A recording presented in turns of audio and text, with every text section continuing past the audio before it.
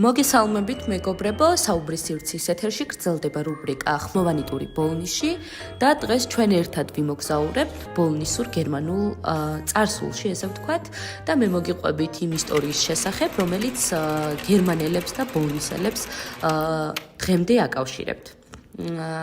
დღეს ბოლნისზე ვსაუბრობთ, მაგრამ არა უბრალოდ ქალაქზე. ვიმოგზაურებთ დროში და გავიხსენებთ ადგილს, რომელსაც ოდესღაც კატარინეფელდი ერქვა. ეს არის ისტორია გერმანელებზე, რომლებმაც სამხრეთ საქართველოში ახალი ცხოვრება დაიწყეს, შექმნეს სოფელი, ტრადიციები და მათი კვალი დატოვეს, რომელიც ბოლნისში, როგორც გითხარით, დღემდე იგრძნობა. მოდით ყველაფერი თავიდან დავიწყოთ. მე-19 საუკუნის დასაწყისში, დაახლოებით 1817 წელს, გერმანიის სხვადასხვა რეგიონში, განსაკუთრებით ვიურტემბერგში ცხოვრება რთული გახდა. იყო სიღარიბე, მიწისნაკლებობა, რელიგიური დაძაბულობა. ამ დროს რუსეთის იმპერატორმა ალექსანდრე I გერმანელ გლეხებს ახალი შესაძლებლობა შესთავაზა. გადმოსახლება კავკასიაში. დაპირება იყო ესეთი, რომ მიწა, თავისუფლება, რელიგიური მშვიდობა და ახალი დასაწყისი ექნებოდათ გერმანელებს. ასე დაიწყო გერმანელთა დიდი გზა, გრძელი, რთული, მაგრამ იმედებით სავსე. 1818 წელს გერმანელი კოლონისტები დღევანდელი ბოლნისის ტერიტორიაზე დასახლდნენ და სოფელს კატარინეფელდი დაარქვეს.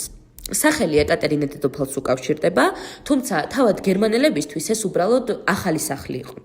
პირველი წლები მათთვის ძალიან მძიმე აღმოჩნდა, უცხო კლიმატი, დაავადებები, შიმშილი, ბევრმა ვერც კი გაუძლო სამწუხაროდ.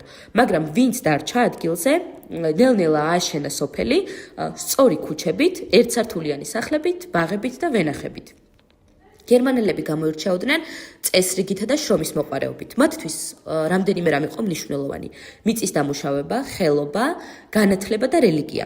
კატარინეფელდში მალე გაჩნდა სკოლა, ეკლესია, მჭედლობა, ღვინისმარანი და წისქვილი. გერმანელები ღვინოს განსაკუთრებულად ამზადებდნენ. ანვითარებდნენ მევენახეობას და სოფლის მეურნეობას. ადგილობრივ ქართველებთან ურთიერთობა ძირითადად მშვიდობიანი იყო, ვაჭრობა, ურთიერთდახმარება და ყოველდღიური თანაცხოვრება.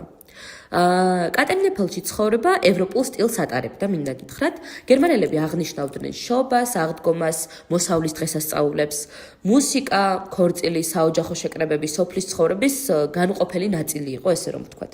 საინტერესოა, რომ მიუხედავად განსხვავებული კულტურისა, გერმანელები ნელ-ნელა იცნობდნენ ქართულ ტრადიციებსაც. ეს იყო ორი კულტურის თანაარსებობა, მოკლედ რომ ვთქვათ და მარტივად, ამას წარმოადგენდა ეს ყველაფერი. ყველაზე ტრაგიკული პერიოდი გერმანულ ბოლნისის ისტორიაში მეორე მსოფლიო ომის დროს იწყება, როდესაც 1941 წელს საბჭოთა ხელისუფლებამ საქართველოში მცხოვრები გერმანელები მტრისერად გამოაცხადა. მიუხედავად იმისა, რომ ისინი თაობებით ცხოვრობდნენ აქ, ბევრს არც კი უნახავს გერმანია. ერთ დღეში მიიღეს გადაწყვეტილება, რომ გერმანელები უნდა გადაასახლონ. ოჯახები ძალით ჩასვეს ვაგონებში და გადაასახლეს ციმბირში და შუა აზიაში. კატარინეფელდი დაიცალა. სოფელს მოგვიანებით დაერქვა ბოლნისი, მაგრამ დღეს როცა ბოლნისის ქუჩებში გავივლით, გერმანული კვალი ჯერ კიდევ ჩანს, თან მინდა გითხრათ, რომ ძალიან კარგად. ძველი სახლები, სწორი ქუჩები, აგურის შენობები და ეს ყველაფერი იმ დროის მოგონება არის. ბოლნისში არსებობს გერმანელთა სასაფლაო, ასევე მუზეუმის ექსპონატები, რომლებიც ამ ისტორიას ინახავს. ბოლო წლებში გაიზარდა ინტერესი გერმანული მემკვიდრეობის მიმართ, როგორც ისტორიკოსების, ისე ტურისტების მხრიდანაც.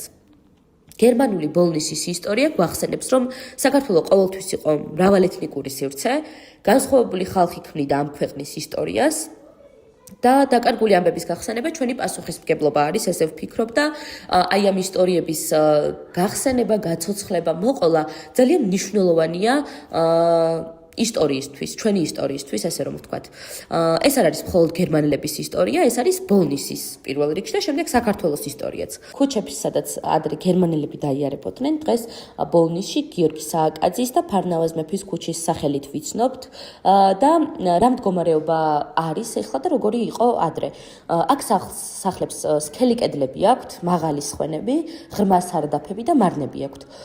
მაღალ სხვენებში სურსათსანო მაგესი ნახავდნენ, შაშხს ბოლავდნენ და ყველს აშრობდნენ.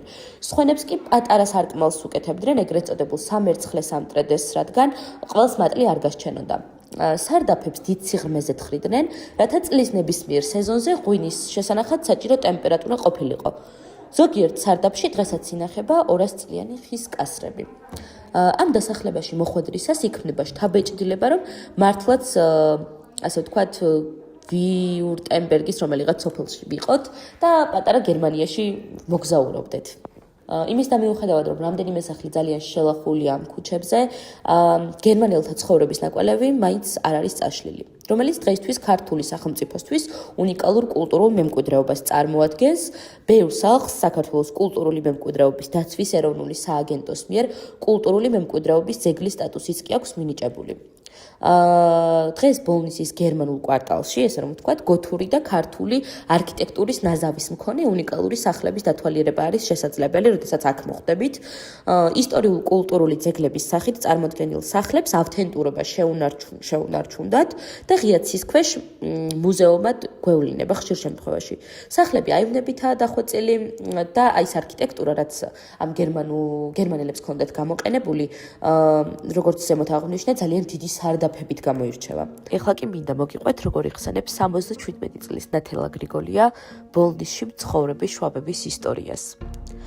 1953 წელს, როცა მე დავიბადე, გერმანელები უკვე გადასახლებულები იყვნენ ბოლნისიდან.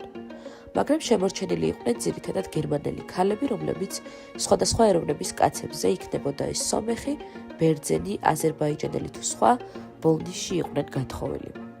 ეს პატარა ქალაქი, რომელიც მაშინ სამი პატარა სოფლისა და ნასახლარებისგან შედგებოდა, 10 წელიწადში ულამაზეს წალკოტად აქციეს. შვაბებმა შრომასთან ერთად კარგი გართობაც იცოდნენ. უფროსები შაბათ-კვირას ეკლესიაში ეგრეთ წოდებულ ქირხეში ატარებდნენ, სადაც უზარმაზარი ორღანი ჰქონდათ ჩამოტანილი და უკრავდნენ. დედაჩემსა და მის ძმებს გერმანული სკოლა ჰქონდათ დამთავრებული. არაჩვეულებრივად საუბრობდნენ შვაბურად და მათ ეკლესიაშიც დადიოდნენ. ახალგაზრდები კი კულტურისა და დასვენების პარკში ერთობოდნენ, სადაც ორკესტრი უკრავდა. დღესასწაულებიდან კი დიდი ზეიმით აღნიშნავდნენ შობას და აღდგომას. ზოგადად გერმანელები არაჩვეულებრივად მღეროდნენ და ყველა ოჯახში იყო გერმანული საკრავი. თურმე ბოლნისი ედემის ბაღი იყო, მოკირწყლული ქუჩებით, აკაციის ცაცხვისა და კაკლის ხეებდებით. დედა იხსენებდა და მიყვებოდა. ომის დროს 1941 წელს მაშინდელ ლუქსემბურგში, ანუ ბოლნისში მცხოვრები გერმანელები კომუნისტებმა 48 საათში გადაასახლეს შუა აზიისა და ყაზახეთის ცარიელ ტრამალებში. ეს ყველაფერი იმდენად მოულოდნელად და სწრაფად ხდებოდა, რომ თითქმის არაფერი წაუღიათ. დედა მიყვებოდა სატვირთო მანქანები მოაყენეს გერმანელების წასაყვანად, სადაც დიდი საცოდაობა და ნამდვილი ჯოჯოხეთი ტრიალებდაო. დედა ამ დღეს ისე იხსენებდა, როგორც დიდ საშინელებას. მშიერი საქონელი ბღაოდა. ძაღლები ყებდნენ და აქეთ-იქით დარბოდნენ. მალე გერმანელების სახლების ძარცვაც დაიწყო. თან თურმე ოქტომბრის თვე იყო. უკვე ყურძენიც დაკრეფილი და ზამთრისთვის 2-3 სართულიანი სარდაფებით სავსე ჰქონდათ უამრავი სანოვაგით. მაგრამ თან ვერაფერი წაიღეს. მიუხედავად იმისა, რომ უკვე ზამთარი იყო, პირველად ქოხმახებში შეასახლეს, სადაც მრავალი უბედურება გადაიტანეს, შიმშილი, სიცივე და სიკვდილიც. სტალინის სიკვდილის შემდეგ ხრუშჩოვმა გერმანელებს ნება დართო ყაზახეთიდან თავიანთ სამშობლოში დაბრუნებულიყვნენ. გერმანელების ნაწილი ისევ ბოლნისში დაბრუნდა, რადგან აქ აურობა იყო მათი სამშობლო. მაგრამ მოგვიანებით მათ საბჭოთა კავშირის მოქალაქეობის მიღება მოსთხოვეს და იძულებულნი გახდნენ გერმანიაში დაბრუნებულიყვნენ. მიუხედავად იმისა, რომ ამდენი უბედურება გამოიარეს, გერმანიაშიც ახალი ცხოვრება დაიწყეს და ისევ ააყვავეს ყველაფერი. ასეთი ძლიერი ხალხი არასოდეს შემხვედრია. შვაბები განსაკუთრებული ხალხი იყო, ვისგანაც მხოლოდ კარგი შეიძლებოდა გვესწავლა. დედაჩემი შეყვარებული იყო შვაბებზე და ყველა გერმანელთან მეგობრობდა, რადგან შრომის მოყვარე პატიოსად და ერთგულ ხალხად თვლიდა. დედაჩემს დედა ადრე გარდაეცვალა. თავადიშვილი მამა კი როგორც ხალხის მტერი სულ დაპატიმრებული იყო და ბოლოს ისიც დახვრიტეს. ობლად დარჩენილი დედაჩემი და მისი ძმები ბებიის იმედად დარჩნენ, რომელსაც გერმანელები ძალიან ეხმარებოდნენ ამობოლი ბავშვების გაზრდაში. ბოლოს კი როცა ისინი საბოლოოდ ბრუნდებოდნენ გერმანიაში, ერთ-ერთმა გერმანელმა ოჯახმა გვარად ვალკერებმა დედაჩემს საკუთარი დიდი ორსართულიანი სახლი დაუტოვა. ჩვენ ისე გვიყვარხარ ახელ, ეს სახლი შენი იყოს, ასე უთქვა წასვლის წინ. მე დღემდე ამ სახლში ვცხოვრობ. მამაჩემი ფრონტზე რომ წავიდა, დედაჩემი ჩემზე იყო ორსულად. ჩასვლისთანავე სტალინგრადში უკრეს თავი და იქ 2-3 თვეში ბრძოლაში დაიღუპა. დედა მარტო მზრდიდა, ამიტომ სულ მუშაობდა. ტექნიკუმში, ქართულ და საღამოს სკოლებში გერმანულს ასწავლიდა. მე დედაჩემს თითქმის ვერ ვხედავდი და ამიტომ ძიძები მყავდა. 3 წლის რომ ვიყავი, დედამ 15 წლის ოლღა მოიყვანა ძიძად, რომელიც 2 წელი მზრდიდა. მაგრამ 17 წლის გათხოვდა და შემდეგ ჩემი ძიძა ევდოკიდე იყო. სხვა რა გზა ჰქონდა დედაჩემს, უნდა ემუშავა და ფული ეშოვნა ჩემი რჩენა რომ შესძლებოდა. დედაჩემის სახეზე ხიბილი იშვიათად მინახავს.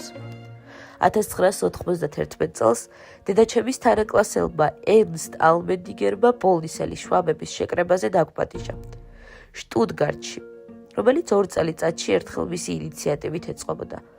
ეს იყო დრო, როცა ადვილი არ იყო გერმანიაში ჩასვლის ნებართვა მიგეღო. მაგრამ მე თუ რაიმე დავიჩემე, იმას აუცილებლად მივაღწევ. იმდენი ვირბინე, რომ დედაჩემთან ერთად გერმანიაში ჩავედი. დედაჩემის კლასელი ერნსტი და მისი მეუღლე გრეტა კელერი, რომელიც ბოლნისში ჩვენს ქუჩაზე ცხოვრობდნენ, მატარებლის სადგურზე დაგვხვდნენ. ეს იყო ძველი მეგობრობის საოცრად ემოციური შეხვედრა. ბოლნისელი შვაბებისა და მათი შთამომავლობის შეხვედრები ყოველ 2 წელიწადში ერთხელ 27 აგვისტოს შტუტგარტში იმართებოდა. უამრავი მაგიდა იყო გაშლილი. 2000-მდე სტუმარი იყო მოწვეული. დიდი ტრიბუნა დამონტაჟებული. ამ შეკრებაზე რომ შევედით, დედაჩემს თავისი ბავშვობის მეგობრები დაეხურნენ და ესეთი საოცრება იყო სიტყვებით ვერ აღწევ. დედაჩემი როგორი გახარებული იყო რომ იცოდეთ. იხსენებდნენ მეგობრებს, მიცვალებულებსა და საქართველოს, როგორც საკუთარ სამშობლოს. მათი შემოხედვარე ვიჯექი და ვტიროდი. გერმანიაში 1 თვე დავრჩით და საქართველოში რომ დავბრუნდით, 1991 წელს აქ ომი დაიწყო. უამრავ წერილს გვწერდნენ გერმანიიდან და ნანობდნენ იქიდან რომ გამოგვიშვეს.